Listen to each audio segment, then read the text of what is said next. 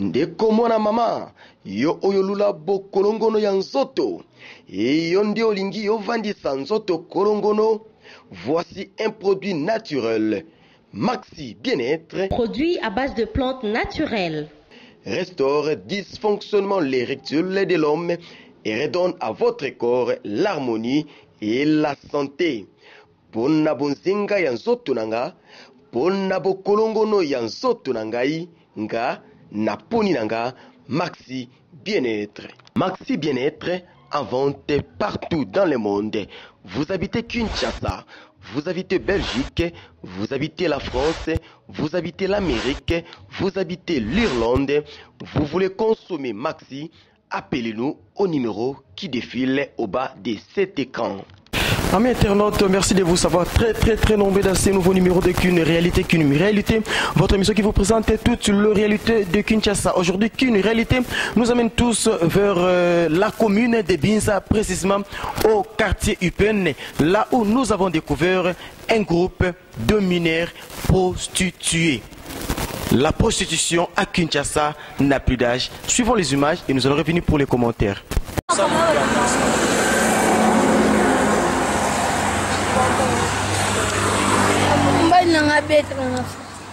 Bonjour Bayaya. Bonjour. Ntokuti bino awa liboso ya Ipene websa biso bozo sala nini to bandina npa yaya kombo nani? Kombo na Benedict. Benedict zala penza lesi yebsa biso Benedict awa na balabala ozo sala nini? Baba na sala kifazer. O sala kifazer. Olala na balabala. Na balabala baba na sokola ma terrasse. Sokola na terrasse. O sali combien de temps na balabala? Na sali 2 ans. 2 ans na balabala. Ba parents no bazaka wapi? Papa botanga na ebete, mama botanga za kitambo. Papa botayo nani? Na ebete. Bongo mama. Ala kitambo. Ala kitambo. Sko Benedict à part kifazer na balabala balabi osala susu kopi nini nda mona butu. Na lukambo na shibisa. Osala nini? Na shibisa.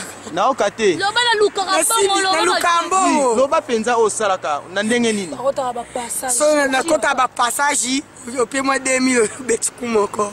2000 francs ya pamba kaka. Na butu moko to na journée moko yo combien de ya babima na yo? Ataba 5 ba 6 so ki pongi na kelala. Si jo babima no na butu moko. Ce qu'on a jo moko zo aloko combien? 2000. Donc 2000 par jo 7 jo okangi simbongo. Est-ce que ça peut na batum susu ba ka pe ko zo ya nyongo? Te. Yo de ba nyongo ba ba yanke ba vi omona kangono makase memo kula mo boya. Ba viende ba ka ko zo ya nyongo. Ya nyongo te ki yanke legi ka bo. Ai ka bo to libo. Akena e. Sikonde kombo te na moni balongolo ba selti na matoi. Kombo nani? Mona Carnoji. Carnoji yo pe OK, to kuti na terrain uzanani? Na fazer. Lobango makasi. Na fazer. Osali mbula boni na kifazer. 3 ans. Wana âge nini? 14 ans. Wana 14 ans, osali 3 ans na kifazer. Obima balabala po nini? Obima balabala po zini. Mama yusa daya. Kofana na famille papa biso taka bien te wa ko so anoti ba kan ba kena biso église ba kena église boye passer ba lo ba mona na kindo kinjo kana na kindo papa siko à part kifazer yo na balabala osala nini? Papa lukala ngambongo peli esanga ilati sanga. Mbongo luka ngo ndenge nini? Playboy ni mbenga so be ngai. Mbenga ndi nani? Playboy. Playboy. Playboy mbenga za.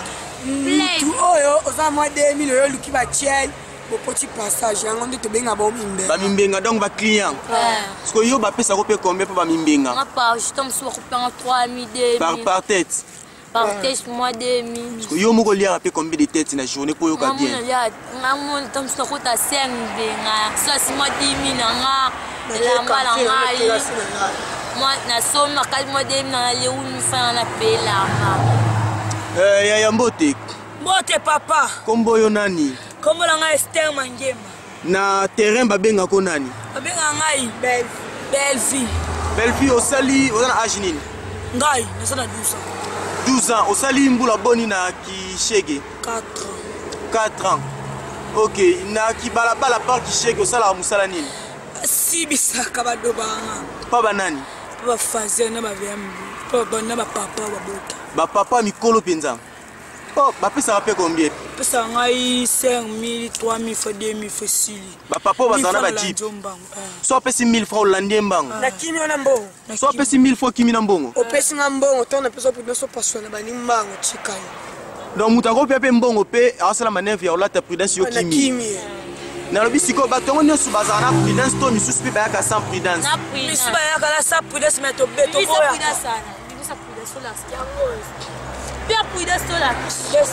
Ah, donc bino bozana prudence na bino. Yo po sala musala ni oyo. Tous les frères. Musala na nuboye. Olobi? M'appelle Sibisara papa. Combien de têtes na journée? Ah, na kamata 30. On va 5. On a agini. Na 15 ans. 15 ans molière à 30 têtes na journée. Ah papa, pour nous Sibisara lia la somme bilamba. Et ça la ngo pas cité. Ah, et ça la passe mais la mais ça là. Oh, tu mikolo balo barandeti bomaka elia kanzoto. Elia kanzoto tande na konda. Mais so zo lukambo par jour, par jour. Ba mikolo, so to sota mikolo. Le banane bino bozana ba journée msubo sota pe salité. Ah, so sota. Trop de ça du jour to ici là. Bobela. Ndeti ngale ba on avait chez son na kanise mfuka. Ah, vous aurez pas zemi peu, vous aurez pas zemi.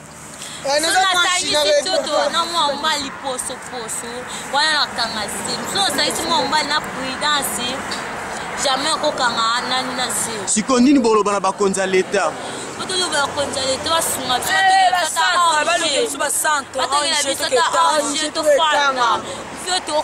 Oh, ils ont vité. Oh, tous les droits d'enfant. Bino boyebi que droit de l'enfant existe aka. Ba konza droit de l'enfant boyebi si bango nini. C'est bango ba sunga biso, ba ko sunga tozaka ana ipen ka pa sunga so, tozala acha du ba ko sunga biso. OK. Ndeti mbule ligne ba na papa na mito so mbule kiti buwe pesa. Bongo pona bato baliaka bino ya nyongo bolobi nini? Bakanga bango, bakanga ba so kisanga ba poto na mikongo. Basalanga ya boye papa, basalanga tiye. Tande tiye na njoto papa na bapota. Tonio kama, papa tala. Tonio kama. Moi bapota. Papa tala bapota. Donc c'est que vous seul on bosser les ba risque belé hein. Belé. Toko kuta pe na basoda. La toko kuta pe na basoda ka biso. Basi biso ala lio lisusu. Soda pesi mbongo na ye. Apesi mbongo te la kangyo amemona la police soda lié yo la kisi yo carte. Oh bakarte sange suka na mituka te. Bino bi balakisa bino bakarte. Na ba tipi pesa ya kangyo. Soda ba memanga kulamba lianga bango nyosho. 7 soda. Oganga te. Papa. Ofunda te. Ni soda. Peka nini basunga mbiso kaka. Kasi tomoni yaya yo pele kana liboso oloba. Ayo loba tozo kanzala ndeko bandoko loba.